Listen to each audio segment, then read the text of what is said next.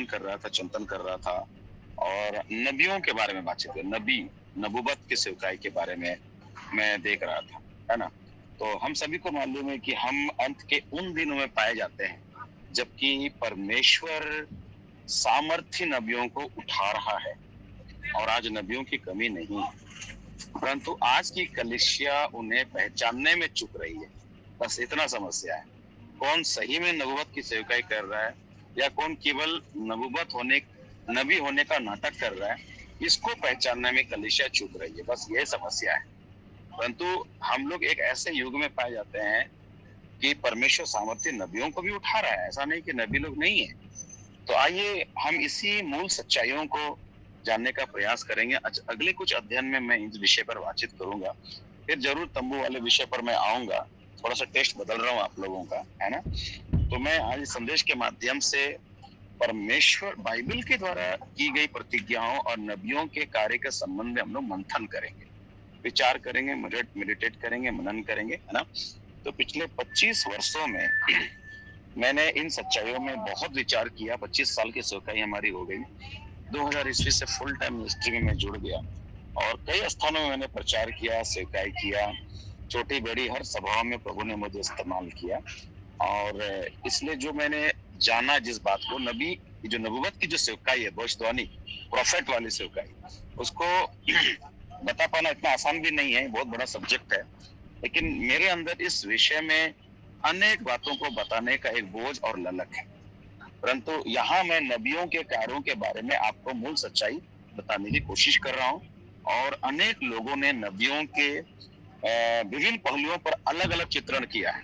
आप इस मंच पर भी बहुत सारे और अन्य सेवकों को भी सुने होंगे जिन्होंने नबूवत की सेवकाई के बारे में उनको जिस प्रकार से प्रकाशन मिला उन्होंने उसको प्रस्तुत किया। परंतु यहाँ मेरा प्रयास है कि मैं उनके बारे में एक पूरी तस्वीर जो मेरे जेहन में छपी, मैं आपके सामने वचन के आधार से उसको आपके सामने खींच सकूं। तो नबी और प्रेरित जो है अंतिम दिनों में कलीसिया में आप देखेंगे तो उत्कृष्ट स्थान का आनंद लेंगे। अंतिम दिनों में मुख्यतः 2 प्रकार की सेवकाई जो है ना, वो बहुत इंपॉर्टेंट रोल अदा करेगी और वो नबी और प्रेरित की सेवकाई, प्रोफेट और अपोस्टल की जो सेवकाई है, ये वही है जिन्होंने प्रारंभिक कलीसिया की नींव डाली और ये वही है जिन्होंने अंत के दिनों की कलीसिया में सिद्धता को लाने का अवसर पाया। इसलिए कोई भी कलीसिया जो प्रेरित और नबियों के कार्यों का ज्ञान नहीं रखती, वो पूरी तरह से बढ़ नहीं सकेंगी।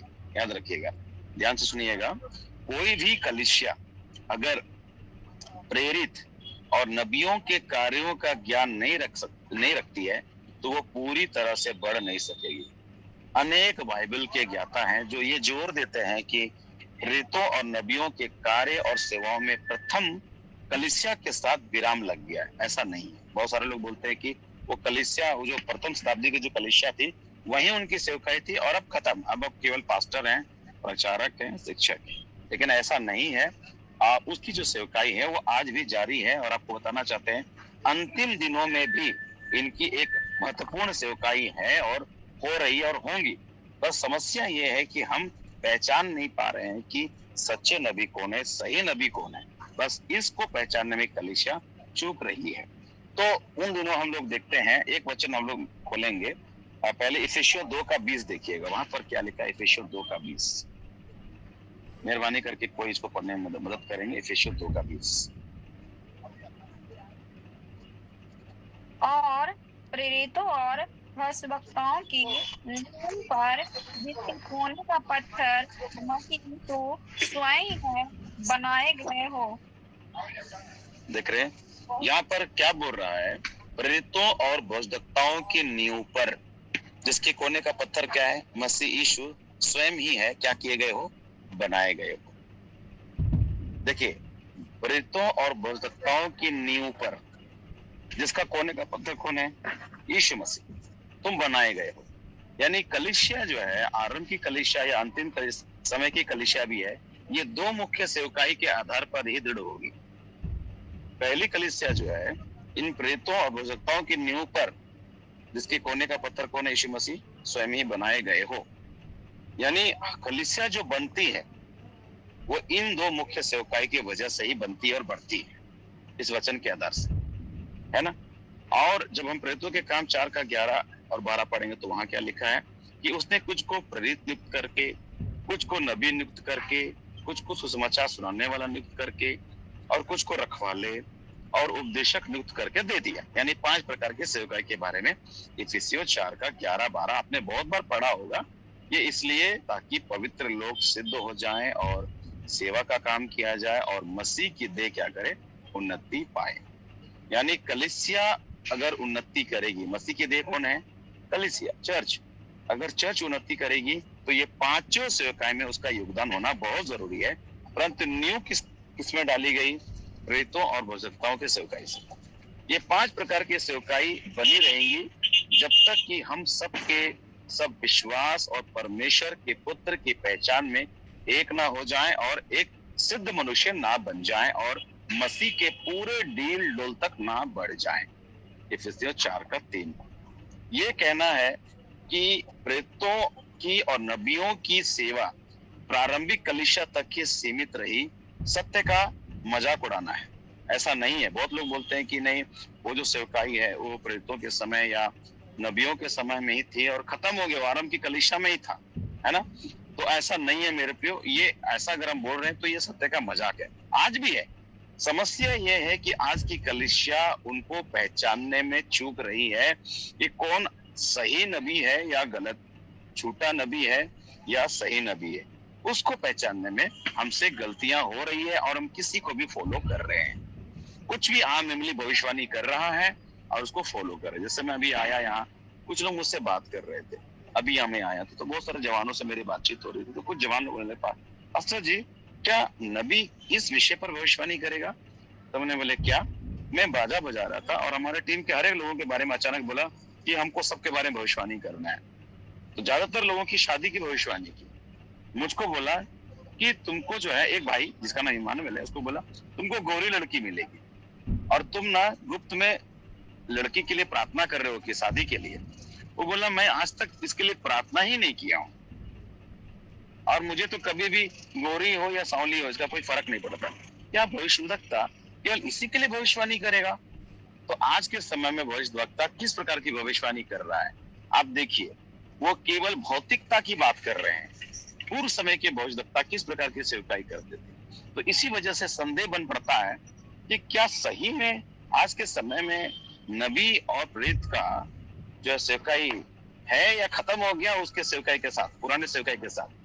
तो इस विषय पर कई लोग शंका जाहिर करते हैं और कई लोग बोलते नहीं है, और इसलिए इन दोनों बहुत सारे संख्याओं में नबी उठ रहे हैं।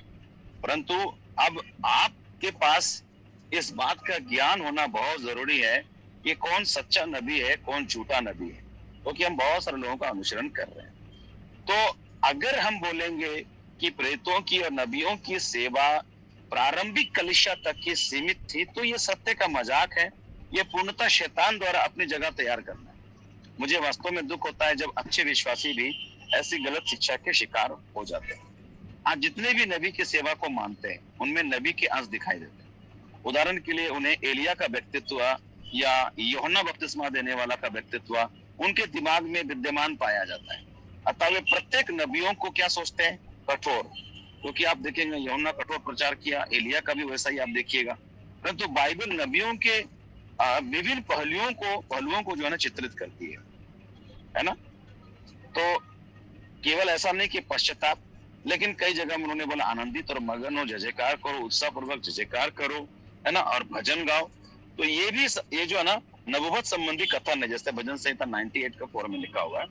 यद्यपि यह नबी का कर्तव्य बनता है कि कलीसिया को यहोवा का भय मानना सिखाए। देखिए नबूवत बहुत कुछ मैं बताऊंगा, नबूवत के सेवकाई में उसका कार्य, नबूवत का कार्य कैसे होता है, नबी किस प्रकार की भविष्यवाणियां करते हैं, तो मैं सारी बातों को बताने की पूरी कोशिश करूंगा। अगला कुछ समय तक ये अध्ययन चलेगा। तो मैंने बताया कि नबी का जो कर्तव्य है वो है कलीसिया को यहोवा का भय मानना सिखाना, परंतु इसके साथ साथ ये कहते हुए उनका साहस बढ़ाना और दिलासा दिलाना भी कर्तव्य है कि हे छोटे झुंड तू मत डर, है ना, हे छोटे झुंड तू मत डर। यीशु मसीह नबी थे और उन्होंने आकर के लोगों को बोला, हे छोटे यून तू मत डर। नबी जो है वो कलीसिया को यहोवा का भय मानना सिखाता है। नबी जो है वो कलीसिया का साहस बढ़ाता है। नबी जो है वो किन किन बातों में और अगुवाई करता है उसको हम लोग अध्ययन में देखेंगे। ठीक है, तो ऐसे नबी थे जो आम लोगों के बीच में रहे और सावधानी बरतते हुए उनमें घुल मिल गए। और ऐसे भी नबी थे जो राजाओं और राजकुमारों के साथ महलों में रहा करते थे। आप अगर बाइबल को पढ़ेंगे आप देखिएगा कि ऐसे भी नबी थे जो आम लोगों के साथ घुल मिल करके रहते थे, और ऐसे भी नबी थे जो राजाओं और राजकुमारों के साथ महलों में रहा करते थे। है ना मेरे प्रियो, संपूर्ण मन से जो बाइबल पढ़ता है ना, मैं आपको बताना चाहता हूँ, कोई भी अरुचिकार विचार से ना तो एक को सराहे ना दूसरे को नीचा दिखाएं, कभी भी नहीं, कभी भी नहीं, किसी को भी। परंतु आज दुख इस बात का है कि अनेक परमेश्वर के दास सच्चे नबी की अपेक्षा झूठे नबी की चर्चा अधिक करते हैं। इन दिनों हम लोग जो है ना, सच्चे नबी को की चर्चा ज्यादा नहीं करते, झूठे नबी को पकड़ लेते हैं, उसके विषय में ज्यादा चर्चा हम लोग करते हैं। यहाँ ऐसा प्रतीत होता है कि परमेश्वर की अपेक्षा शैतान को अधिक उठाना, महिमा देना। आज भी परमेश्वर के पास उसके अपने सच्चे नबियों की सेना है, और वो नबी कौन है, वो कौन हो सकता है? आप में से भी कई लोग हो सकते हैं, किसी ने अपना नाम के आगे प्रॉफिट लगा दिया, इसका मतलब ये नहीं कि वो प्रॉफिट है। अभी हर कोई अपने नाम के आगे प्रॉफिट लगा रहा है ताकि प्रभाव बना रहे। देखिए, लोगों में प्रभाव जो है वो आपके नाम के आगे प्रॉफिट लगाने से नहीं होता है, इस बात को जानना है। अनजाने में आप में से भी कितने लोग नबूवत करते हैं और आपको पता भी नहीं चलता है कि आप नबूवत की सेवकाई कर रहे हैं, आपको पता भी नहीं चलता है ना। तो मैं आपको बताना चाहता हूं कि आज भी परमेश्वर के पास उसके अपने सच्चे नबियों की सेना है। परंतु मेरा हृदय को दुख लगता है जब कोई कहता है कि इन दिनों सच्चे नबी अब खत्म हो गए हैं, प्रयास सब झूठे नबी है ना। ऐसी नकारात्मक शिक्षा परमेश्वर के हृदय को दुख देती है। हमें परमेश्वर को सीमित नहीं करना चाहिए। जिसने 7,000 इजरायलियों को बचा रखा था, ये वे सब है जिन्होंने ना तो बाल के आगे घुटने टेके और ना मुंह से उसे छूमा है। पहला राजा 19:18 में हम इस बात को पाते हैं। तो इस अध्ययन को कराने का मेरा मकसद क्या है, उसका कुछ कारण ये है जो अध्ययन में आपको बता रहा हूँ। पहली बात, कि नबी की बुलाहट को पक्का करना। नबी की बुलाहट क्या होती है, उसकी बुलाहट क्या है उसको बताना। अनेक नबी हैं जो अपनी बुलाहट हेतु वो लोग अनजान है, अनभिज्ञ है, उनको पता ही नहीं है कि मैं नबूवत की सेवकाई के लिए बुलाया गया हूं, और उसको मालूम ही नहीं। उनको लगता है जो अपने नाम के आगे प्रॉफिट।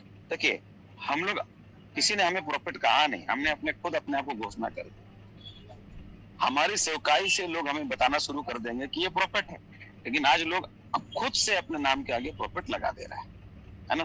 दूसरी बात, सच्चे नबी को पहचानने हेतु कलीसिया की सहायता करना और ऐसी सेवा से आशीषों का लाभ पहुंचाना, ये मेरे अध्ययन कराने का ये मकसद है।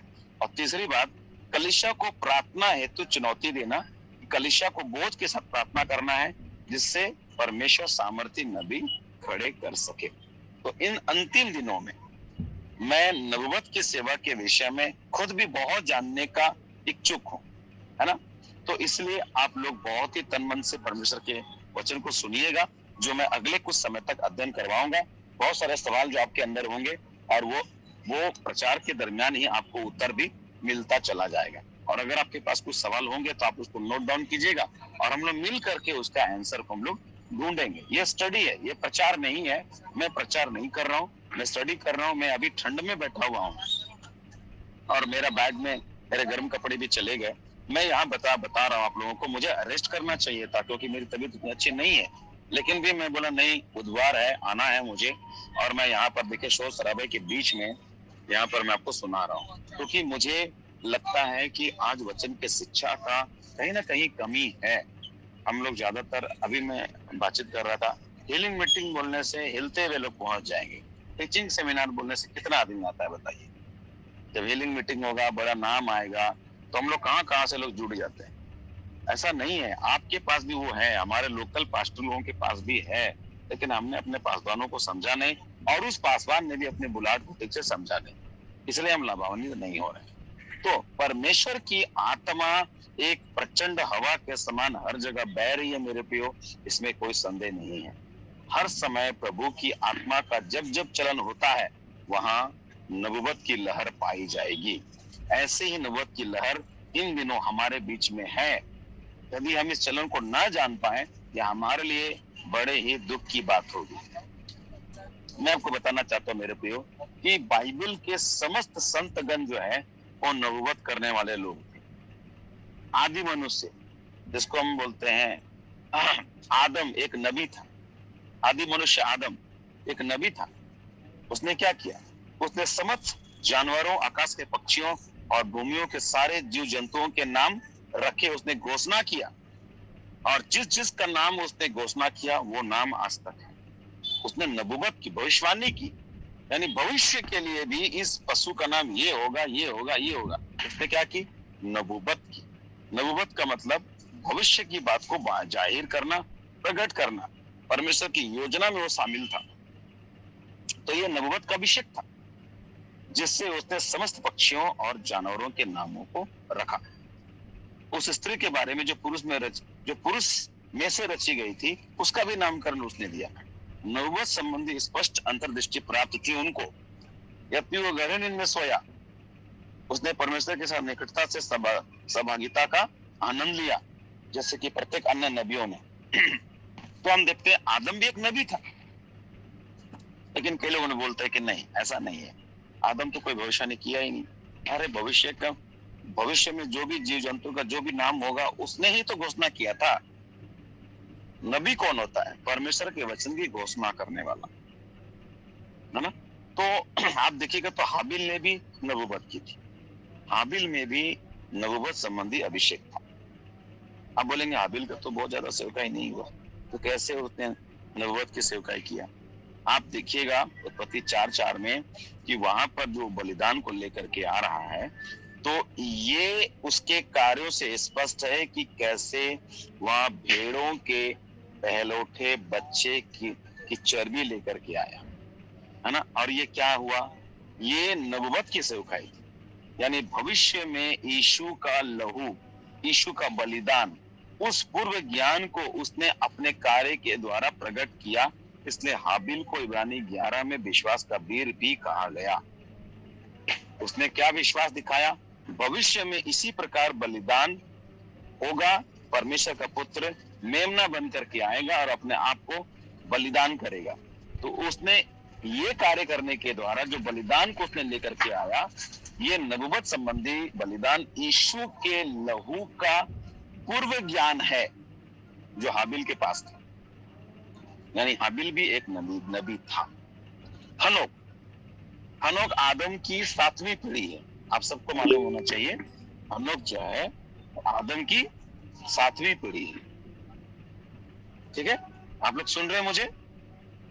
हेलो, माफ कीजिएगा, बाहर से आवाज काफी आ रही है ना? आवाज आ रही है। काफी आवाज है। मैदान में हूँ, मैं सोचा कार में बैठूंगा लेकिन कार चला गया कुछ सामान। चले कार कुछ सामान लाने के लिए चला गया और चले, बहुत धन्यवाद। मैं थोड़ा से तबीयत उतनी अच्छी नहीं है लेकिन भी बोलने की कोशिश कर रहा हूँ, है ना? तो हनोक जो है आदम की 7वीं पीढ़ी है और वो भी एक नबी था। उसने यीशु के द्वितीय आगमन पर नबूवत की और ये तो एक पूर्व ज्ञान था। आप बोलेंगे हनोक तो कोई ऐसा नबूवत किया नहीं। चलिए देखते हैं, थोड़ा इस वचन को खोलते हैं। यहूदा 1:14-15। हाबिल के बारे में तो आपको पता है कि बलिदान लेके आया था। आदम के बारे में पता है कि उसने सारे जीव जंतुओं का नामकरण किया, है ना? तो हनोक के बारे में देखते हैं, यहूदा 1:14-15 खोलेंगे। हनोक ने भी जो आदम से 7वीं पीढ़ी में था, इनके विषय में यह भविष्यवाणी की, देखो प्रभु अपने लाखों पवित्रों के साथ आया कि सबका न्याय करे और सब भक्तिहीनों को उनके अभक्ति के सब कामों के विषय में जो उन्होंने भक्तिहीन होकर किए हैं और उन सब कठोर बातों के विषय में जो भक्तिहीन पापियों ने उसके विरोध में कही है, दोषी ठहराए। आमीन। देखिए अब यहाँ 14 पद के अनुसार भविष्यवाणी की, यानी हनोक भी एक भविष्यवक्ता थे, नबी थे, और उन्होंने क्या भविष्यवाणी की कि देखो प्रभु अपने लाखों पवित्रों के साथ आया कि सबका न्याय करे और सब भक्तिहीनों को उनके अभक्ति के सब कामों के विषय में जो उन्होंने भक्तिहीन होकर किए हैं और उन सब कठोर बातों के विषय में जो भक्तिहीन पापियों ने उसके विरुद्ध में कही है, दोषी ठहराए, है ना। तो आप देख रहे हैं उसका भविष्यवाणी कितना खतरनाक था हनोक का, है ना। उसने जो है ना बताया कि प्रभु आएगा और न्याय करेगा और किसी को छोड़ेगा नहीं, किसी को नहीं छोड़ेगा। अभी का भविष्यवक्ता लोग क्या कर रहा है, लोलो चुप्पो वाला बात करता है, प्यारा प्यारा वाला बात करता है, केवल भौतिक आशीष की बात करता है ना। लेकिन वास्तविक नबी कौन होता है? मैंने बताया कि आज की कलीसिया बस नबूवत की सेवकाई को पहचान नहीं पा रही है।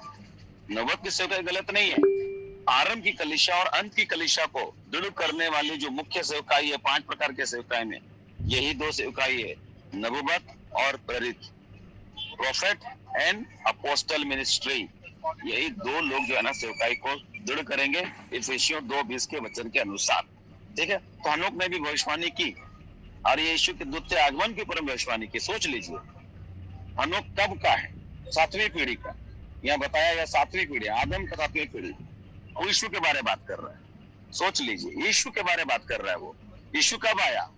कितना हजार साल बाद। हनोक के कितने हजार साल बाद यीशु मसीह आया, लेकिन उसने पहले से जान लिया और मसीह के बारे में भविष्यवाणी कर दिया। हनोक, है ना, इसलिए क्लियर वहां लिख दिया गया हनोक 7वीं पीढ़ी में था, आदम का बोल के लिख भी दिया गया है। और लेकिन भी उसने यीशु के दूसरे आगमन के बारे में नबूवत की। हनोक को पहला आगमन के बारे में भविष्यवाणी करना था? नहीं, उसने द्वितीय आगमन के बारे में भी भविष्यवाणी की। तो हनोक भी जो है ना एक क्या था? नबी था। उसके बाद उत्पत्ति 6 उसका 14 पढ़िएगा, पढ़ेंगे उत्पत्ति 6:14।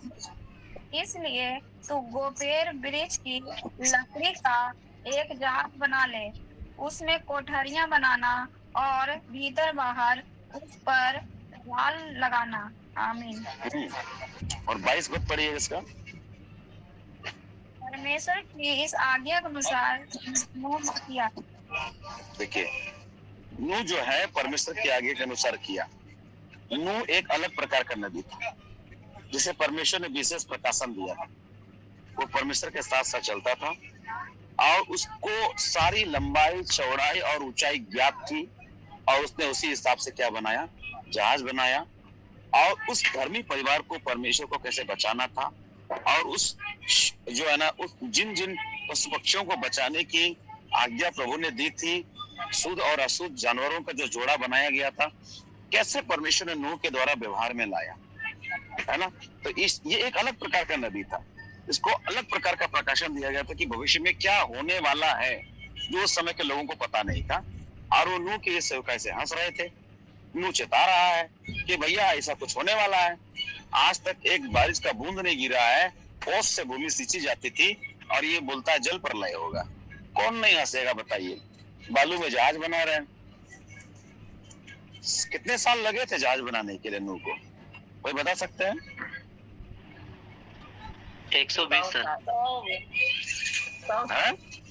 100 साल।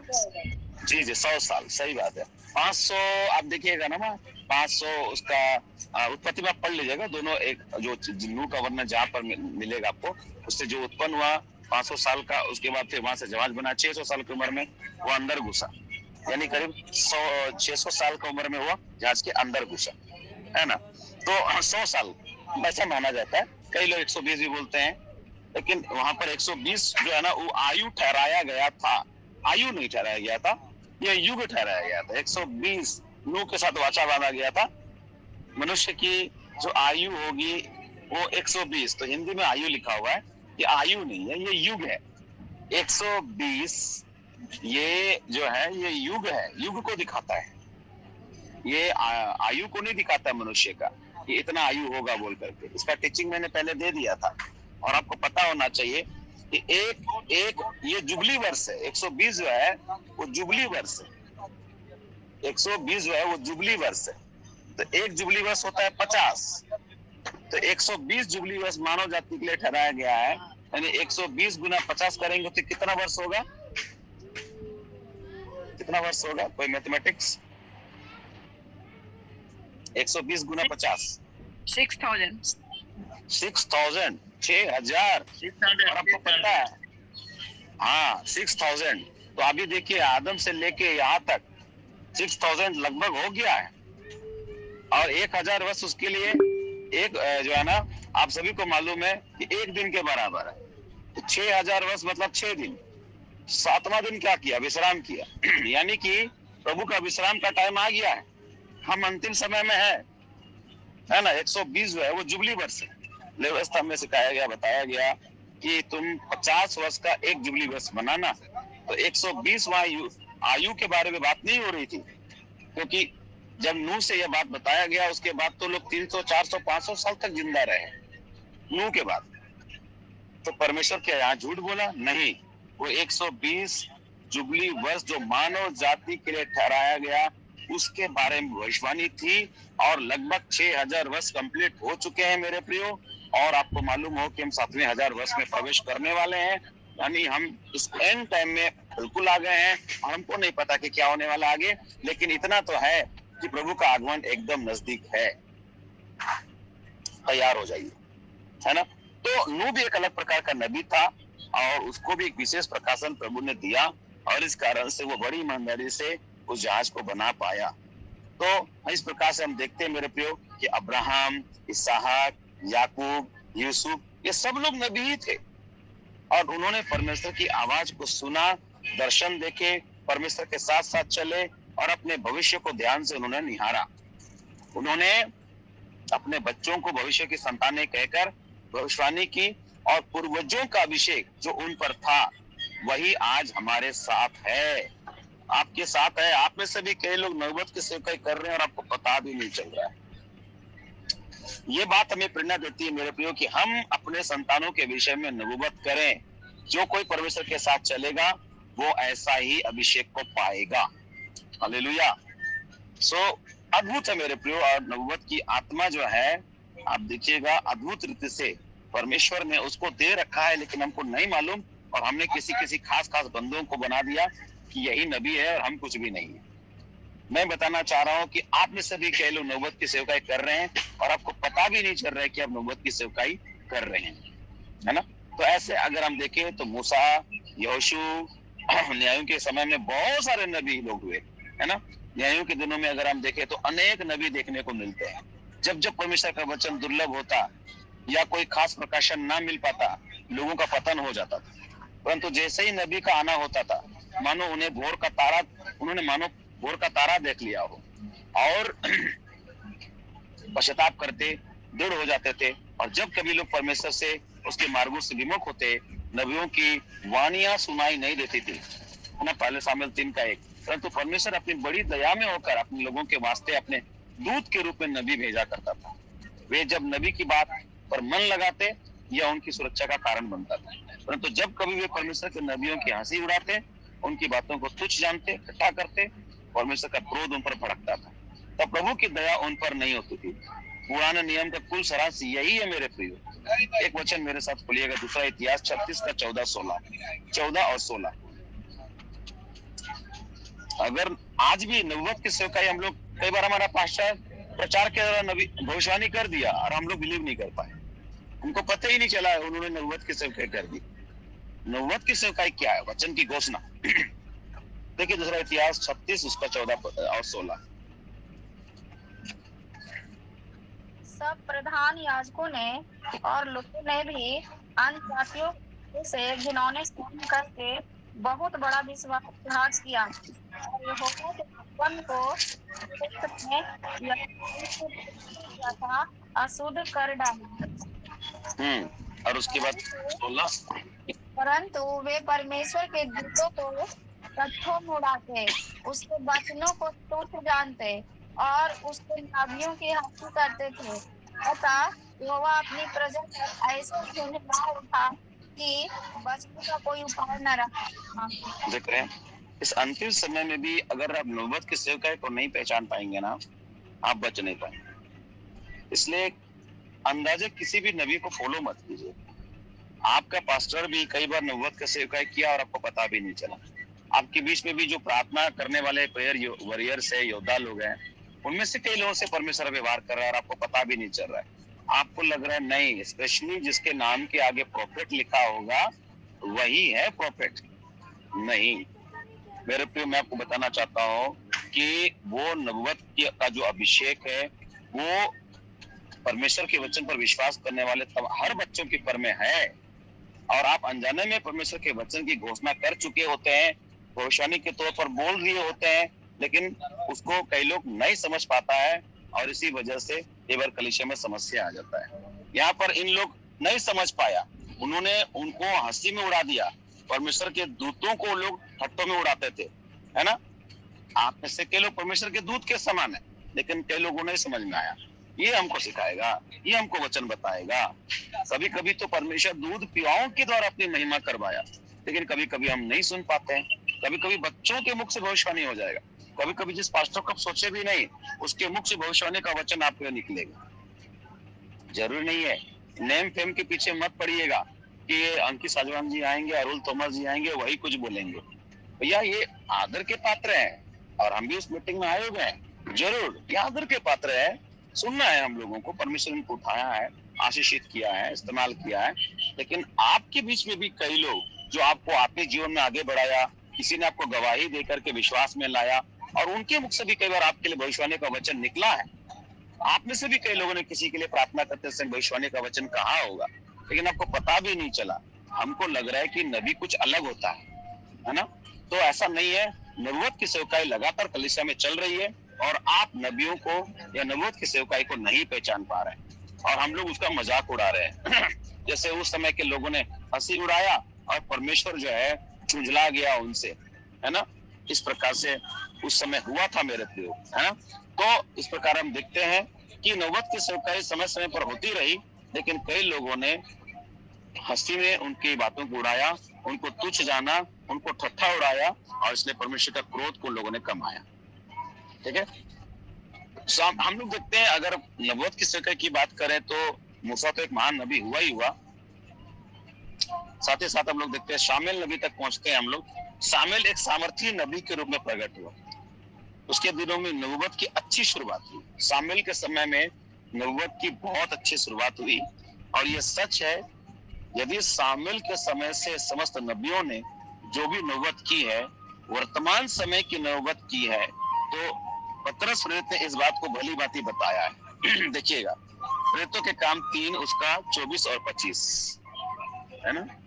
थोड़ा सा शोर शराबा बाहर का आ रहा है, माफ कीजिएगा मुझे, ऐसे जगह में मैं बैठा हूँ। थोड़ी देर पहले आवाज बंद था, लेकिन अचानक पता नहीं कहाँ से शोर आ गया। प्रेरितों के काम 3, 24, 25। उसके बाद वालों का संदेश दिया है की संतान और इस बात से बांधी। जब उसने से कहा तो सारे घराने आ पाएंगे। आमीन। देख रहे यहाँ पर इस बात को हम लोग पा रहे हैं 24-25 में कि और शामुएल से लेकर उसके बाद वालों तक, गौर से पढ़िएगा, शामुएल से लेकर उसके बाद वालों तक जितने भविष्यद्वक्ता बोले उन सब ने इन दिनों का संदेश दिया है। इन दिनों का तुम, लिखा है, तुम भविष्यद्वक्ताओं की संतान और उस वाचा के भागी हो जो परमेश्वर ने तुम्हारे बाप दादों से बांधी है, जब उसने अब्राहम से कहा तेरे वंश के द्वारा पृथ्वी के सारे घराने क्या पाएंगे? आशीष पाएंगे। हालेलुया। तो हम लोग देख रहे हैं कि शामुएल से लेकर उसके बाद वालों तक जितने भविष्यद्वक्ता बोले उन सब ने इन दिनों का क्या दिया था? संदेश दिया, है ना। और आगे मैं क्या कहूँ, शामुएल, एलिया, एलिशा, यशाया, यिर्मयाह, यजकेल, दानियल, होशे, योएल और ऐसे सामर्थ्य नबियों ने प्रभु के लिए बड़े बड़े काम किए। हमारे पास ना तो समय है और ना तो उतनी जगह है कि अभी इस पर हम विस्तृत चर्चा कर सके। इतना कहना काफी होगा मेरे प्रियो कि पुराने नियम के समस्त पन्ने नबियों के कार्यों से भरे हुए हैं।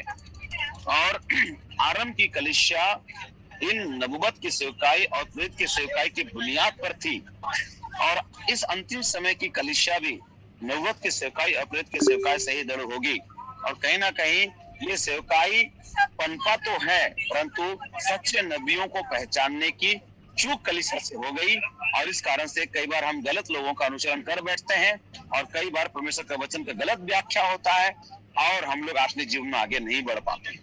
तो आपको पहचानना है। इसी के लिए इस अध्ययन को मैंने कराने की कोशिश की। किसी भी व्यक्ति को लिखा है, पहला यूहन्ना 4 में चलेंगे हम लोग, और वहां एक पद से पढ़िएगा, 1-2 पद को पढ़िएगा। पहला यूहन्ना 4 अध्याय। हे प्रियो, हर एक आत्मा से परीक्षा करो, वरन आत्माओं को परखो कि वे परमेश्वर की ओर से है कि नहीं, क्योंकि बहुत से झूठे भविष्यवक्ता जगत में निकल खड़े हुए हैं। परमेश्वर का आत्मा तो इस विधि से पहचान सकते हो, जो आत्मा मान लेती है वह परमेश्वर की ओर से है। देख रहे हैं, हर एक आत्मा की प्रतीति नहीं करना, है ना। तो इसलिए मेरे प्रियो, मैं आपको उत्साहित करता हूँ, बड़े सावधानी से नबियों को अनुसरण कीजिए, क्योंकि बाहर से आई हुई है नबियों की सेवकाइयां। यद्यपि नबूवत की सेवकाई जरूरी है कलीसिया को आगे बढ़ाने के लिए, दृढ़ करने के लिए, लेकिन नबूवत की सेवकाई होती कैसी है, नबी होते कैसे हैं, इस पर एक लंबा चर्चा मैंने पहले बताया था अपना अध्ययन में कि मैं किसी समय नबूवत की सेवकाई के बारे में बात करूं, क्योंकि जिस टाइम में हम चल रहे हैं उस समय हमको ये सेवकाई के बारे में थोड़ा सा सिखाने का मेरा भी मन हुआ। बहुत सारे प्रभु के दास लोग आप लोगों को सिखाए हैं, अच्छा बताए हैं। मैं उनका शिक्षा को गलत नहीं बताऊंगा, लेकिन परमेश्वर ने मुझे जो प्रकाशन दिया, मैं उसके आधार से आपसे बातचीत कर रहा हूँ। ठीक है, हम लोग देखते हैं यीशु मसीह भी नबूवत की सेवकाई किया। वो समय जब परमेश्वर का वचन दुर्लभ था, वास्तव में शून्य काल था। लगभग मलाकी नबी से लेकर कितने समय तक परमेश्वर ने बातचीत नहीं की। किसी का माइक ऑन है, वो बंद कर दीजिएगा। देखिएगा, दिनेश्वर जी आपका माइक जी, थैंक यू सो मच। तो मैं आपको बता रहा हूँ कि मलाकी नबी से मत्ती के बीच में एक ब्लैंक पेपर है। कितने समय तक परमेश्वर किसी नबी से बातचीत नहीं किया, आपको पता है ना? कितने साल तक? कितने साल तक? 400 साल तक। ये जो समय था ना, ये सुनने का होता, बड़ा दुर्लभ समय था। लगभग 400 वर्षों तक परमेश्वर का वचन का नाम और निशान तक नहीं। लोग अंधकार में और मृत्यु की छाया में थे। मत्ती 4:16 के अनुसार उनके लिए नबूवत संबंधी बातों का उदय हुआ। मत्ती 4:16 में परमेश्वर के नबी के रूप में उस तारे के लिए एक अग्रदूत के रूप में वो आया था। उसकी भविष्यवाणी से जुड़ी सेवा ने मसीह के प्रथम आगमन हेतु मार्ग तैयार किया। यीशु मसीह भी एक महान नबी के रूप में हमारे बीच में आए। लूका 7:16 में देखिए यीशु मसीह के बारे में। लूका 7:16 क्या मिलेगा? लूका 7:16। हालेलुया, स्तुति है।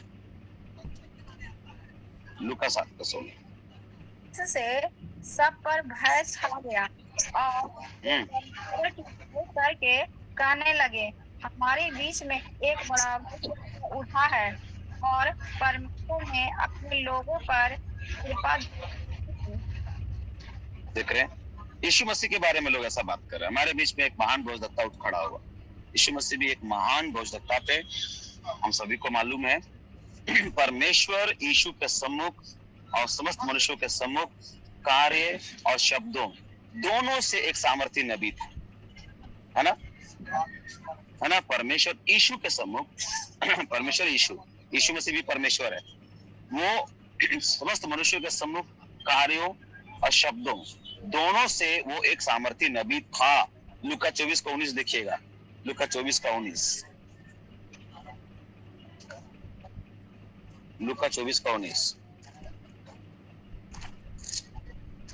से उसने उनसे पूछा कौन सी बातें। उन्होंने उससे कहा यीशु नासरी के विषय में, जो परमेश्वर और सब लोगों के निकट काम और वचन में सामर्थ्य भविष्यवक्ता था। एमाउस के मार्ग में दो लोगों ने बताया। यीशु उनके बारे में बात पूछने लगा। जब वो लोग जा रहे थे, आप सबको पता है वो समय में चलते चलते क्या क्या बातचीत हुई। तो यीशु नासरी के बारे में चर्चा कर रहे थे। तो बोली वो कौन है? उन्होंने उससे पूछा यीशु नासरी के विषय में, जो परमेश्वर और सब लोगों के निकट काम और वचन में कैसा था? सामर्थी भविष्यवक्ता। लोग बोल रहे हैं, यीशु मसीह खुद नहीं बोल रहा है, लोग बोल रहे हैं। अभी हम लोग खुद बोल रहे हैं, आम भविष्यवक्ता है। उन दिनों उनके काम बताता था कि ये भविष्यवक्ता है, इसने भविष्यवाणी की है। समझ रहे हैं? अभी लोग खुद से अपना नाम के आगे प्रोफेट, भविष्यवक्ता, यीशु मसीह के कार्य के द्वारा। वहां लूका में भी हम लोग यही पढ़े 7:16 में, और यहाँ पर भी हम लोग पढ़ रहे हैं इस बात को। आप यूहन्ना 4:19 पढ़िए। यूहन्ना 4:19 आपका काम बताएगा। जब आप सेवकाई करेंगे, मिनिस्ट्री करेंगे, तो खुद ब खुद लोग समझ जाएगा कि आप कौन हो। क्या बोलते हैं यहाँ? लूका 4:19। स्त्री ने उससे कहा हे प्रभु, मुझे लगता है कि तू भविष्यवक्ता है। जो कुछ यीशु मसीह किया वहां पर, उसके बाद तो समझ में आ गया कि तू कोई और मामूली इंसान नहीं है। तू कौन है? एक भविष्यवक्ता है। तो आप मिनिस्ट्री में निकलेंगे, ऐसा ऐसा अद्भुत काम होने लग जाएगा। खुद ब खुद आदमी बताएगा कि आप कौन है। सामरी स्त्री ने भी उसे एक नबी के रूप में समझा। यीशु की मृत्यु हुई, वो गाड़ा गया, वो फिर जी उठा और स्वर्ग में चढ़ गया। वहां नबूवत की चादर, मेरे प्रिय, वहां नबूवत की चादर, नए नियम की कलीसिया और विशेष रूप से नबियों पर आ उतरी। जिन्होंने नए नियम को लिखा है, वे नबूवत के अभिषेक से ओतप्रोत थे। आप सारे चेलों को देखिए, केवल आप उनको प्रेरित नहीं बोल सकते हैं, वो नबूवत के अभिषेक से भरे हुए थे। आप अपने पास्टर को केवल पास्टर नहीं बोल सकते, उनके पास भी नबूवत की सेवकाई है। आप में से भी कई लोगों के पास नबूवत की सेवकाई है। तो खाली आप किसी एक खास नाम के आगे जो प्रोफेट लगा दिया उसके पीछे क्यों भाग रहे हैं? आप में से भी कई लोग भविष्यवाणी करते हैं और आपको पता भी नहीं है कि नबूवत की सेवकाई होती क्या है, कैसे किया जाता है नबूवत की सेवकाई। ये 5 प्रकार की सेवकाई, ये केवल उपाधि नहीं है मेरे प्रियो, ये एक सेवकाई है, ये मिनिस्ट्री है ना। आपकी मिनिस्ट्री भी कई बार नबूवत की होती है और आपको पहचान की कमी है, चूक होती है, इसलिए आप नहीं पहचान पाते कि मैंने कौन सी सेवकाई कर दी, है ना। तो हम लोग देख रहे हैं मेरे प्रियो यहाँ पर कि प्रेरित जिन्होंने नए नियम को लिखा, वे नबूवत की सेवकाई से भरे हुए थे। बाइबल जो आज हमारे हाथ में है, उसे परमेश्वर के पवित्र लोगों ने बोला और लिखा, और जैसे वे पवित्र आत्मा द्वारा प्रेरणा पाते गए। पहला पत्रस, दूसरा पत्रस उसका 1:20-21 में मिला है। कहा किसी भी प्रकार की नबूवत संबंधी सेवा नहीं होती, फिर हमारे हाथों में तो बाइबल ही नहीं होती। समझ रहे बात को? अगर नबूवत की सेवकाई नहीं होती ना, तो बाइबल नहीं होती। मैं आपको बताना चाहता हूँ, बाइबल अगर है हमारे हाथ में तो ये किस वजह से है बता रहे हैं? नबूवत की सेवकाई की वजह से। इसका प्रमाण क्या है? दूसरा पत्रस 1:20 और 21 देखिए। अगर आपका हाथ में बाइबल है, कैसे है आपके हाथ में बाइबल? ये नबूवत, भविष्यवक्ता की सेवकाई की वजह से। दूसरा पत्रस 1:20 और 21 पढ़िए। पर पहले यह जान लो कि पवित्र शास्त्र की कोई भी भविष्यवाणी किसी के अपने विचारधारा के आधार पर नहीं होती, क्योंकि कोई भी भविष्यवाणी मनुष्य की इच्छा से कभी नहीं हुई, पर भक्तजन पवित्र आत्मा के द्वारा उमारे जाकर परमेश्वर की ओर से बोलते हैं। आप देख रहे हैं यहाँ पर क्या बोल रहे हैं? क्योंकि हाँ, कोई भी भविष्यवाणी, पहले ये जान लो कि पवित्र शास्त्र की कोई भी भविष्यवाणी किसी के अपने ही विचारधारा के आधार पर पूर्ण नहीं होती, क्योंकि कोई भी भविष्यवाणी मनुष्य की इच्छा से कभी नहीं हुई, परंतु पवित्र भक्तजन पवित्र आत्मा के द्वारा उभारे जाकर परमेश्वर की ओर से क्या करते थे? बोलते थे। इसका मतलब है जो बाइबल हमें दी गई है, ये पवित्र आत्मा के उभारे जाने से जो भविष्यवाणी का वचन निकला, उसके आधार पर ये पवित्र शास्त्र हमारे हाथ में आया है। 19 पद में लिखा है, हमारे पास जो भविष्यवक्ताओं का वचन है वह इस घटना से दृढ़ ठहरा, है ना। तो हम देख रहे मेरे प्रियो कि परमेश्वर ने अपना प्रकाश दिया और लोगों ने भविष्यवाणी की और हमारे हाथों में परमेश्वर का वचन दिया गया। यानी जो परमेश्वर का वचन है वो भविष्यवाणी का वचन है। अगर आप परमेश्वर के वचन को किसी को बता रहे हैं कि आज मेरे को अगुवाई ये हो रहा है, मैं इस वचन को बताऊं, तो आपने उस व्यक्ति के लिए भविष्यवाणी कर दी उस वचन के द्वारा, यानी नबूवत की सेवकाई तो आप भी कर रहे हैं। तो हम उस नबियों के पीछे क्यों भाग रहे हैं? फलना जगह प्रोफेट आया हुआ, चलो चलो चलो, और प्रोफेट क्या भविष्यवाणी कर रहा है? आम इमली, है ना। नहीं, आप पहचानिए इस बात को। आप में से भी कई लोग भविष्यवक्ता है, आप नबूवत की सेवकाई करते हैं। ये एक सेवकाई है मेरे प्रियो, केवल उपाधि नहीं है, ये पदवी भी है, हम जानते हैं ये पदवी भी है, परंतु ये एक सेवकाई है। 5 प्रकार की सेवकाई जो कलीसिया में होनी चाहिए, जिससे कि मसीह की देह उन्नति करे, बढ़ती जाए उसकी पहचान में, जब तक पहुंच ना जाए, है ना। तो हम लोग यहाँ पर देख रहे हैं इस बात को, ठीक है। तो हम लोग देखते हैं मेरे प्रियो कि बाइबल की सारी अगर देखें तो श्रृंखलाएं नबूवत की बातों से संबंधित है। बाइबल एक नबूवत की बातों से भरी हुई पुस्तक है। बाइबल की समस्त संत जो है वो नबी हैं। ये नबूवत संबंधी चलन स्वतः बल पर बल पाएगा और प्रभु यीशु मसीह के दूसरे आगमन से बहुत अधिक प्रभाव डालेगा। इस अंतिम दिनों में मेरे प्रियो, आप में से भी कई लोग नबूवत की सेवकाई कर रहे हैं और आपको पता भी नहीं है कि आप नबूवत की सेवकाई कर रहे हैं।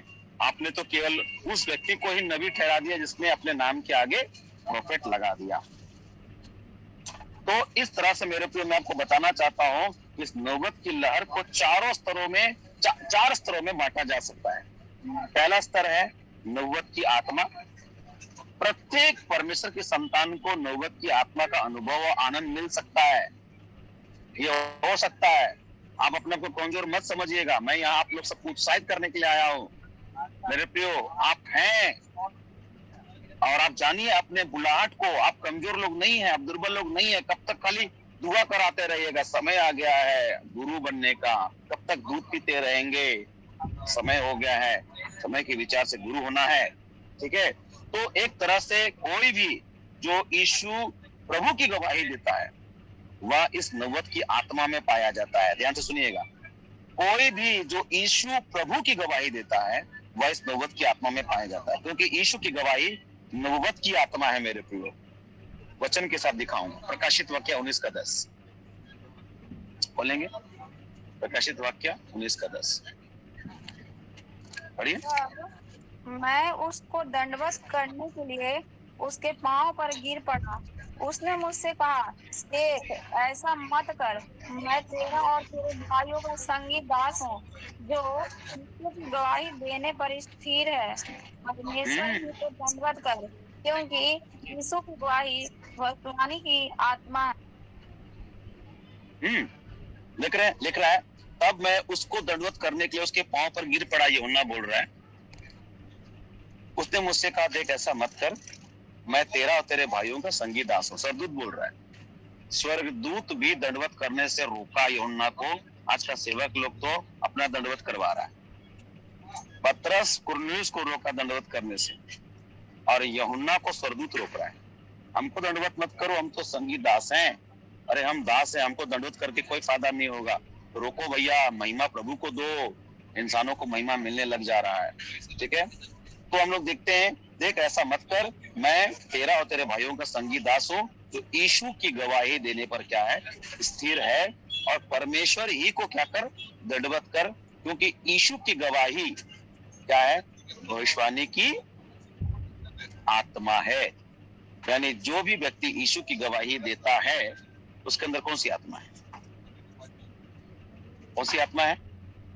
आंसर दीजिए। यीशु की गवाही क्या है? हेलो, भविष्यवाणी की आत्मा है क्या? तो आप यीशु की गवाही देते हैं कि नहीं देते हैं? आप लोग किसी भी व्यक्ति को यीशु की गवाही दे रहे हैं कि नहीं दे रहे हैं? देते हैं। यानी आपके अंदर नबूवत की आत्मा है। इसका मतलब है नबूवत की आत्मा। जो भी व्यक्ति यीशु की गवाही देगा उसके ऊपर क्या है? नबूवत की आत्मा। तो आप कम है क्या? नहीं, आप कोई कम नहीं है मेरे प्रियो। मैं हर एक कलीसिया को उत्साहित करता हूँ, जहां भी जाता हूँ लोगों को उत्साहित करता हूँ, आप में से कोई कम नहीं है। आपने अपने बुलाहट को समझा ही नहीं। अपने पदवी मसीह में मैं कौन हूँ, मसीह में मेरा पद क्या है, मेरा अधिकार क्या है, मेरा सामर्थ क्या है, मेरा कार्य क्या है, मसीह में न समझने के कारण कलीसिया गर्त में है और कोई बताने वाला नहीं है ना? अभी तो अगले लोग तो ऐसा हो गया कि हम सब कुछ जानते हैं और तुम कुछ नहीं जानते हो और अंत तक तुम मेरा ही फॉलो करो। अरे समय के साथ हर एक व्यक्ति को चरवाहा बना दो, लीडर बना दो, अगुवा बना दो, क्योंकि भविष्य अगर सही करना है तो लीडर तैयार करना जरूरी है। और लीडर लोग आज भविष्य के लीडर तैयार नहीं करते ना तो मेरा कैसे काम चलेगा? मेरा दुकान बंद हो जाएगा, है ना? नहीं, आगे बढ़िए मेरे प्रभु। आप सब कोई प्रभु के नबूवत की आत्मा से परिपूर्ण लोग हैं। जो यीशु की गवाही देता है वो भविष्यवाणी की आत्मा है। कुरिन्थी कलीसिया का प्रत्येक विश्वासी आप परिपक्व होते हुए भी नबूवत किया करता था। आप देखिए पहला कुरिन्थी 14 उसका 21, चलिए निकालिए। पहला कुरिन्थी 14 उसका 21 और 31 व्यवस्था में लिखा है कि प्रभु कहता है, मैं अपरिचित भाषा बोलने वालों के द्वारा और पराये मुख के द्वारा इन लोगों से बातें करूंगा, तो भी वे ना सुनेंगे, है ना? प्रभु बोला हम अपरिचित भाषा बोलने वालों के द्वारा, पराये मुख के द्वारा इन लोगों से क्या करूंगा? बातें करूंगा। कुरिन्थी कलीसिया को बोल रहा। और 31 पद में क्या लिखा है? 31, क्योंकि तुम सब एक एक करके भविष्यवाणी कर सकते थे और सब शांति पाए। वाओ, भविष्यवाणी तुम लोग सब पूरा मंडली को बोल रहा है। यानी हर एक व्यक्ति वहां नबी है, भविष्यवक्ता है। तुम बारी बारी से करके भविष्यवाणी कर सकते हो, ताकि इस भविष्यवाणी के द्वारा क्या करें? ताकि सब क्या करें? सीखें और सब क्या पाए? क्या पाए जी? क्या पाए? शांति पाए। वाह, शांति पाए। भविष्यवाणी सीखने, शांति पाने, शिक्षा के लिए है, उन्नति के लिए है ना? उपदेश के लिए है। किसी का तुम्हारा 4 चक्का आ रहा है, 5 चक्का आ रहा है, तुमको लड़की मिलने वाला है, खाली ये भविष्यवाणी नहीं है। आज की जो भविष्यवाणी हो रही है, किस टाइप की भविष्यवाणी हो रही है मैं आगे बताऊंगा। ये बहुत लंबा अध्ययन है मेरे प्रियो, है ना? कि नबी कौन है, उसकी सेवा क्या है, कलीसिया में उसकी क्या भूमिका है, और नए नियम के नबियों में क्या विशेष पाया जाता है, या नबूवत की सेवा से क्या क्या लाभ हमको होता है, उस सारे विषय पर अब हम बात करने जा रहे हैं मेरे प्रियो, है ना? तो आइए, मैं आपको उत्साहित कर रहा हूँ, परमेश्वर की वाणी बनिए। मैं आपको उत्साहित कर रहा हूँ, नबूवत का अभिषेक आप में से हर एक के जीवन से फूट निकले। हर एक कलीसिया में जो है ना नबी उत्पन्न होने पाए। इस अंतिम समय में नबूवत की सेवकाई अगर ना हो, कलीसिया दृढ़ नहीं हो सकती है मेरे प्रियो। बात बस इतना है कि कलीसिया सच्चे नबियों को पहचान नहीं पा रही है, या नबूवत की सेवकाई को पहचानने में चूक कर रही है कहीं ना कहीं, और इस कारण से कलीसिया को जैसा आत्मिक रूप से आगे बढ़ना चाहिए नहीं बढ़ पा रहा है। और हम आपस में इस प्रकार का तामझाम कोई रिवाइवल समझ लिए। रिवाइवल हृदय में होता है मेरे प्रियो, भीड़ में नहीं होता है ना? रिवाइवल हृदय में होता है। भीड़ में जाएंगे, ओ अल्लाह, नाचूंगा, गाऊंगा, पगलों के समय पगला जा रहा है लोग, जवान लोग उछल रहे, कूद रहे, धूल उड़ रहे। हमको लग रहा है मीटिंग सक्सेस, बहुत लोग डांस किया, लेकिन घर जाके देखिए वही जवान जो वहां नाच रहा था, क्या वो प्रभु के साथ आनंदित है? क्या वो प्रभु में मगन है? क्या प्रभु की उपस्थिति में रहता है? क्या प्रभु का वचन को वो मानता है? क्या प्रभु के साथ वो चलता है? क्या वो प्रभु की इच्छा के अनुसार है? यहाँ तो नाचा देगा, नाचेंगे गाएंगे पगलों के समान, घर गया पगला गया संसारिक दुनिया में, है ना? क्या वो सही में कर रहा है वो ऐसा सेवकाई? तो आपको उत्साहित कर रहे हैं प्रभु यीशु के नाम में। चलिए इस बात को समझने का कोशिश कीजिए मेरे प्रियो। तो हाँ, प्रत्येक समय जब परमेश्वर की संतान है, परमेश्वर की आराधना आत्मा और सच्चाई से करते हैं, यही अभिषेक बहुतायत से उंडेला जाता है ना?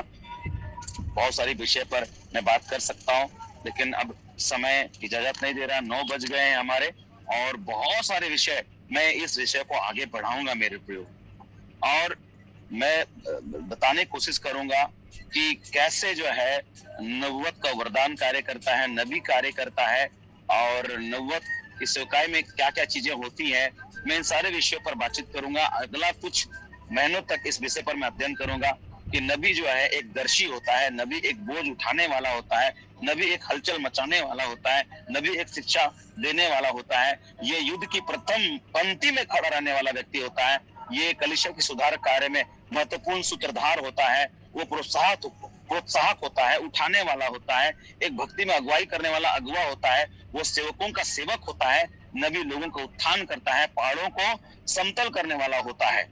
इतना सारा चीज को मैं बताने वाला हूं आप लोगों को, है ना। ये नबी कौन है, नबी के कार्य, ये सारे विषय पर अगले कुछ समय तक, महीनों तक हो सकता है मैं बातचीत करूंगा। आप मेरे लिए प्रार्थना करिए, मेरे हेल्थ के लिए प्रार्थना कीजिएगा। कई जगह उतार चढ़ाव, पानी, हवा, आबो हवा के कारण से तबीयत उतनी अच्छी नहीं है। थोड़ी देर पहले मैं काफी खांस रहा था, मैदान में था, फिर मैं कार में बैठ गया तो रिलैक्स किया खुद को। उतनी खांसी नहीं हो रही थी, लेकिन पता नहीं मौसम चेंज हुआ, रांची में मैं आया और चारों ओर पटाखे, तो क्या क्या मौसम पूरा गंदा है। आप देख सकते हैं प्रदूषण का जो है मात्रा बहुत ज्यादा बढ़ गया है, लेवल बहुत ज्यादा बढ़ गया। जमशेदपुर में आज मैं अखबार में पढ़ा तो बोला कि रिकॉर्ड तोड़ दिया प्रदूषण इस बार का। आप समझ सकते हैं, पर्व त्योहार के चक्कर में लोगों का सांस, हवा को भी बर्बाद कर दिया लोग, है ना। खैर चलिए, प्रभु उन लोग को माफ करे और हम लोग दुआ करें। आज इन दिनों आपको उठकर खड़े होने का समय आ गया मेरे प्रियो, आगे बढ़िए, प्रभु के लिए कुछ कर गुजरिए, है ना। अब आप खाली सुनते मत रहिए कि ये सेवक आएगा, फलना सेवक आएगा तो हम जुड़ेंगे, वो आएगा तो नहीं जुड़ेंगे, खाली सुनते मत रहिए। अब ये जरूरी हो गया है कि आप खड़े हों, आपको भी जो है ना, आप सुनाने वाला बन जाना चाहिए। समय के विचार सबको गुरु हो जाना चाहिए, आपको शुरू हो जाना चाहिए, प्रभु के काम आगे बढ़िए। प्रभु का आत्मा आपकी अगुवाई करे। सबसे अच्छा टीचर पवित्र आत्मा है, वो आपको बेहतर सिखाएगा। मैंने जो सिखाया इसमें शायद सवाल भी आ जाए आपके पास, शंका भी आ जाए आपके पास, लेकिन पवित्र आत्मा जब सिखाएगा तो क्लियर करेगा, स्पष्ट करेगा। प्रभु आप लोगों के साथ हो, प्रभु आप लोगों को बहुतायत के साथ आशीष प्रदान करें। यहीं पर अपने संदेश को विराम